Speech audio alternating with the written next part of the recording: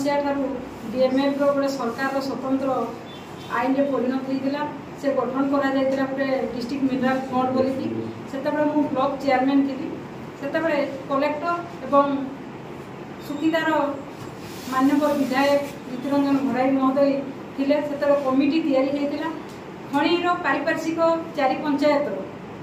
कालियापाणी रांसड़ कंस चिंगुड़ीपाल ए पंचायत मानकर जी भी सरपंच होता कहीं से जन सरपंच रही था ए जोन रो जिला परिषद रही था ब्लॉक रो चेयरमैन रही था आमर सांसद जी था जी विधायक था कलेक्टर कमिटी था कि आम दीर्घ 10 वर्ष एबे एते परिवर्तन आम देखु गोटे वर्ष है डीएमएफ फंड खर्चर किसी ना ट्रस्ट कमिटी ही तैयारी है जदि भी तैयारी है बोली आम शुणा पाऊँ जे समस्त को कमिटी बाहर कर दिखाई सरपंच जिला परिषद ब्लॉक चेयरमैन समस्त को बाहर कराई रखाई 50 किलोमीटर 60 किलोमीटर दूर जिला परिषद सरपंच मान विधायक मान रखाई से कमिटी ये कमिटी जो परिवर्तन करा लोका जो आशा भरसा नहीं कि लोक मैंने भोट देते खणी अंचल ये गरीब दुखी लोकंर किसी सहाय हम गाँव उन्नति हम बोलिकी जो एवं वर्तमान सरकार बीजेपी सरकार जो विधायक को निर्वाचित करते से एते परिवर्तन करुँच जिला प्रशासन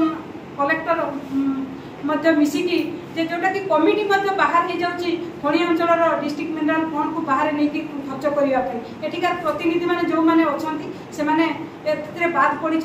आशा करी यही प्रेस मीट माध्यम आपण मानकर प्रचार प्रसार यहाँ समस्ते जानवा दरकार एवं गाँव में पंचायत समस्ते जानवा दरकार जे ये सब करा जहाँ को आशा भरसा देकी भोट दि जाइथिला जे आमर उन्नति करिवो बोली उन्नति पथे अवनति करने को सी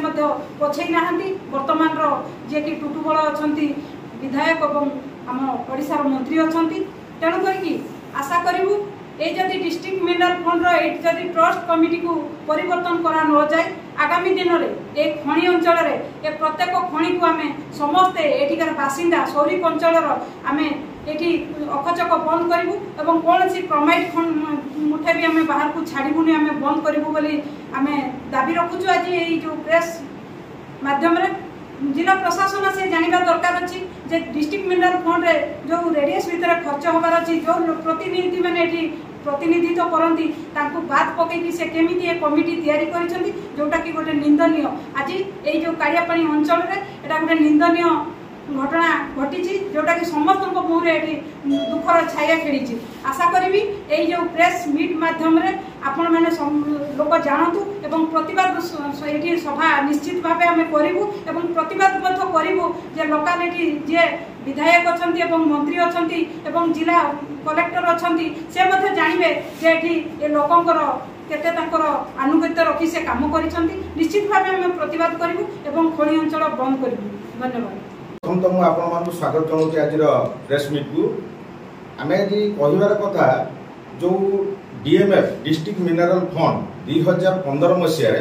गठन करा आजिका डेट्रे परिवर्तनशील हो जाए से डीएमएफ जो ट्रस्ट बोर्ड गठन कराइला आज परिवर्तनशील कर दिया कौन करा जहाँ तार जो नियम अच्छी डीएमएफ जे आपण मानकर खणी अंचल लोक मानकर डेभलपमेंट काम डीएमएफ फंड खर्च करहब तार कौ मैंने कमिटी रे स्थानीय 4 पंचायत सरपंच रे जिला परिषद रे तार मेंबर किंतु आजिका डेट्रे आपण मैंने देखु आजिका डेट्रे नाम को परिवर्तन कर दिखाई जिला परिषद जे खणी अंचल थे नाम को परिवर्तन कर दिखाई स्थानीय सरपंच कालियापाणी नाम को परिवर्तन कर दिखाई एवं कौ मैंने कमिटी रही आपण मैंने देखु एठू 40 किलोमीटर दूर जो पंचायत अच्छी से पंचायत सरपंच रही से पंचायत जिला परिषद मान रही तो निहाती भाव में ये खणी अंचल लोक गोटे निंदार विषय ये मुझे रखा चाहे आपण मानू जे 2015 मसीह जो डीएमएफ फंड गठन कराइला ये खणी अंचल जो आदिवासी अंचल अच्छी जो आदिवासी भाई भौणी मैंने अच्छा जो पंचायत अच्छी जो गाँव अच्छी निश्चित भाव में पूर्वतन विधायक पूर्वतन मंत्री से डेभलपमेंट चिंता करुले से गाँव उन्नति चिंता करुले से पंचायत उन्नति चिंता करुले किंतु वर्तमान जो विधायक अच्छा वर्तमान जो मंत्री अच्छा आपण मैंने देखु ये डीएमएफ कमिटी की परिवर्तन हवा द्वारा ସ୍ଥାନୀୟ ଅଞ୍ଚଳରେ ସ୍ଥାନୀୟ ଖଣି ଅଞ୍ଚଳର ଆଉ ଡେଭଲପମେଣ୍ଟ ହେଇପାରିବନି, ସ୍ଥାନୀୟ ଖଣି ଅଞ୍ଚଳର ଆଉ ବିକାଶ ହେଇପାରିବନି, ଯାହାକି ଏଇଟା ଗୋଟେ ଆମର ଲୋକାଲ ଖଣି ଅଞ୍ଚଳର ଲୋକଙ୍କ ପାଇଁ ଏଇଟା ନିହାତି ଭାବରେ ଗୋଟେ ତାଙ୍କର ବିକାଶ ଜାଗାରେ ବିନାଶ ଆଡ଼କୁ ଗତି କରୁଛି। ତେଣୁ ଏ ଖଣି ଅଞ୍ଚଳର ଲୋକ ହିସାବରେ ଆମେ ତାକୁ ଖୁବ୍ ଦୃଢ଼ ନିନ୍ଦା କରୁଛୁ। ତେଣୁ ଆଗାମୀ ଦିନରେ ଯଦି ଏ ପରିବର୍ତ୍ତନକୁ ଯେଉଁ ସ୍ଥାନୀୟ ଖଣି ଅଞ୍ଚଳର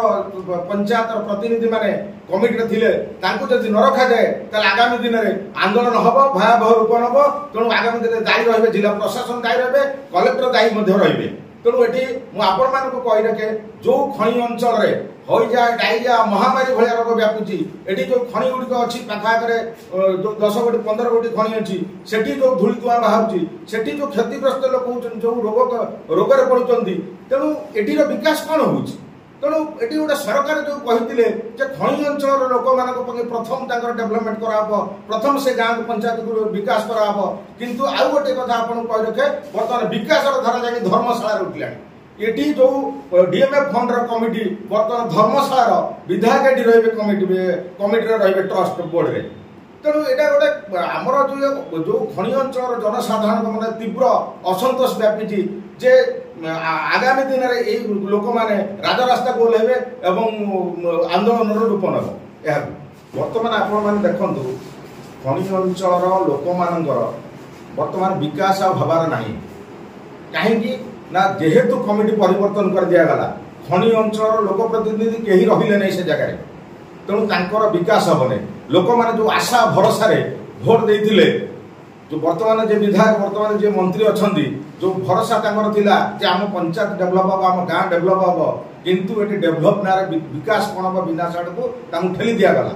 ତେଣୁ ଏଇଟା ଗୋଟେ ଦୃଢ଼ ଭାବରେ ଆମେ ତାକୁ ନିନ୍ଦା କରୁଛୁ। ଆଗାମୀ ଦିନରେ ଯଦି ଯେଉଁ ଜିଲ୍ଲା ପରିଷଦ ଯିଏ ଥିଲେ, ଜେମାଚାକି ମ୍ୟାଡ଼ାମ, ଯେଉଁ କାଳିଆପାଣି ସରପଞ୍ଚ ଥିଲେ, ଯେଉଁ ଚେୟାରମ୍ୟାନ୍ ଥିଲେ, ଯଦି ସେମାନେ ପୁନର୍ବାର ସେ କମିଟିରେ ନ ରୁହନ୍ତି ତାହେଲେ ଆମେ ରାଜରାସ୍ତାକୁ ଓହ୍ଲାଇବୁ, ଆନ୍ଦୋଳନର ରୂପ ନେବ। ଧନ୍ୟବାଦ।